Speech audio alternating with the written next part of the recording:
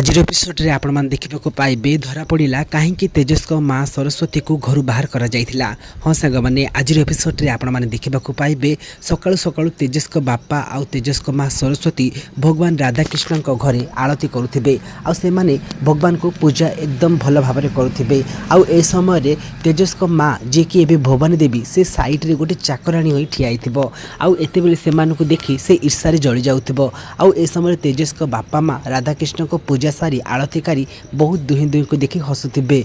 आउ ए समय तेजस को बापा तेजस को माँ सरस्वती को मथारे गोटे चुंबन दे कहूथिबे जे भाग्य रे तम पर स्त्री मिले। मु भगवान को केबे भी किछि मागिनी किंतु एतिके कहूची मु जेतिक दिन बंचिबी तमर साथी रे बंचिबी। आउ ए समय सरस्वती देवी एकदम लाजी जानती आउ सी ए कथा सुनी बहुत खुशी पड़ती किंतु पाखरे ठिया आइथिबा भवानी देवी याकू देखि एकदम सही पारु नांती। आ से कहउचन जे हेले मु तो भगवान को सब बेले सब किछि मागिछि बड़ घर धनी लोक सबकि मागिची बेले भगवान को महेंद्र परी गोटे स्वामी मागिची किंतु मते कहीं किछि मिलुनी।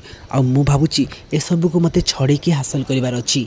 आ ठीक ए समय रे तेजस को माँ को निद भांगी जाए आ से मंदिर रे थाई ए सब भाबुथांती आ कहउथान जे एते किछि हेला परे मु पुणी थर से घर को केमिति फेरी जिबी आ कोन पई फेरबी मते से घरे किए आपणिबो किए मते निजर कहइबो से घरे मो पई निजर बोली केही भी नाही। मो पो तेजस भी मते चिनि पारुनी आ महेंद्र से तो मते घर बाहर करथिले। ते फ्रेंड्स आपण मानको कोन लागुची कोन सतरे तेजस को माँ सरस्वती पुणी थर से घर को फेरी जिबे। आउ एपट सीन रे आपण मान देखिबा को पाइबे आज तीनाली जेते बेले भवानी देवी को हाथ जोड़ी क्षमा मागुचंती आ मिछरे अभिनय कहउचन जे मैडम मते गोटे दिन क्षमा कर दियंतु कालीठु मो काम मु निश्चय करबी। आउ ए समय तिसिका जमा भी रूम रे सोई पार नथिबे आउ तांको दीदी को सहित कथा पई से जेते बेले तांको दीदी को देखा करबा को आसंती ए समय तिसिका देखंती तो तीनाली हाथ जोड़ी भवानी देवी को क्षमा मागुची आउ एहाकु देखि एकदम आश्चर्य पड़िचंती। ते फ्रेंड्स आपण मानको कोन लागुची जेते बेले तिसिका सामना को सब सत्य कथा आसीची तिसिका एते बेले कोन करिवो हमको कमेंट करी निश्चय कोंतु।